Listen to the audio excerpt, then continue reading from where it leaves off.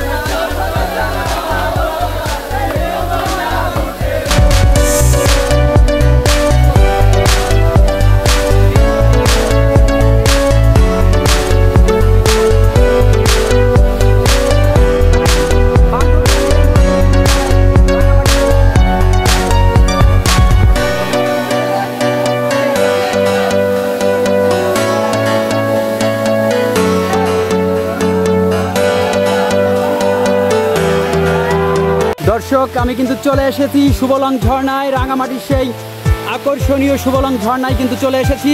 আমি কিন্তু এখন এই ঝর্ণার সামনেই কিন্তু দাঁড়িয়ে আছি। দর্শক, এটি সেই সুবলং ঝর্ণা, যে ঝর্ণার সামনে কিন্তু আমরা অনেকটা পথ আমি যদি দেখাই, এভাবে কিন্তু হেঁটে হেঁটে কিন্তু মূলত আমাদের এই ঝর্ণার দিকে কিন্তু আসতে হয়েছে।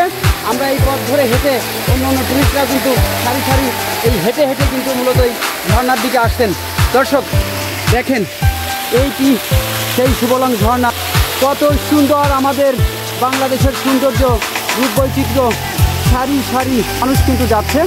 দর্শনার্থীরা এখানে অনেকেই গোসল করবে। এই যে আমাদের অনেক টুরিস্টরা, মিষ্টি মিষ্টি আপুরা কিন্তু এখানে পরিবার পরিজন আত্মীয় স্বজন নিয়ে কিন্তু এসেছে।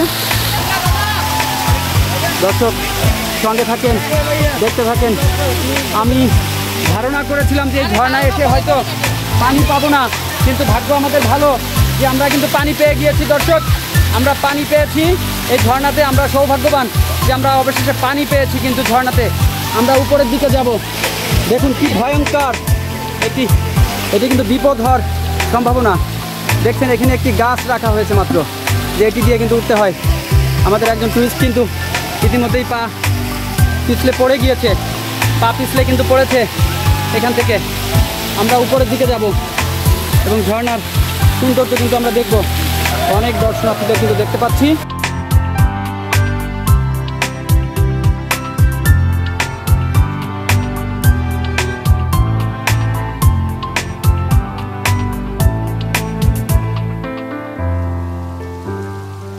দর্শক, ঝর্ণায় চলে আসছি, রাঙামাটির এই সুবলং ঝর্ণায় কিন্তু চলে আসছি।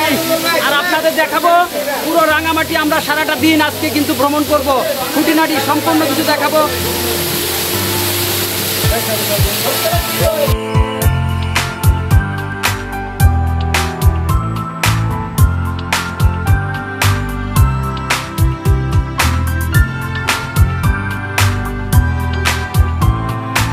দর্শক, এই ঝর্ণায় কিন্তু প্রচুর দর্শনার্থী এই ঝর্ণার পানিতে কিন্তু গা ভিজাচ্ছেন এবং তাদের আনন্দ উপভোগ করছেন। দেখতে পাচ্ছেন ঝর্ণায় বৃষ্টি কম হয়, পানি কম আছে, তারপরেও কিন্তু প্রচুর দর্শনার্থী কিন্তু এই ঝর্ণায় গা ভিজাচ্ছে। মূলত এটি সুবলং ঝর্ণা, রাঙামাটি বরকল উপজেলার এটি অবস্থিত।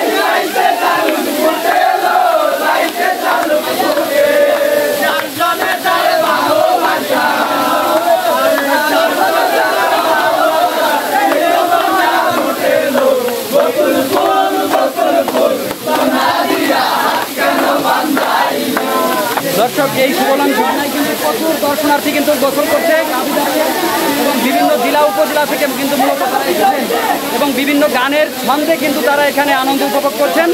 আমরা কিন্তু সেটি দেখানোর চেষ্টা করলাম, আপনারা সঙ্গে থাকবেন।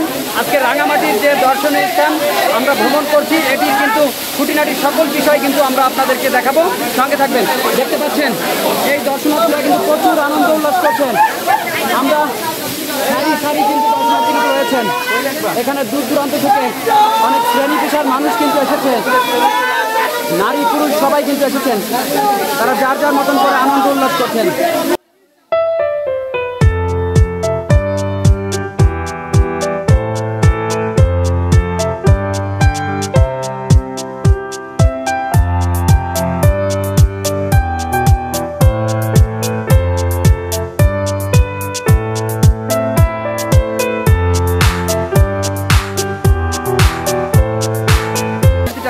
আমি ঢাকা থেকে আসছি, মহাখালী থেকে। আর রাঙামাটি এসে অবশ্যই অনেক সুন্দর সুন্দর জিনিস দেখছি, যার মধ্যে ঝর্ণাটা একটা অনুভূতি।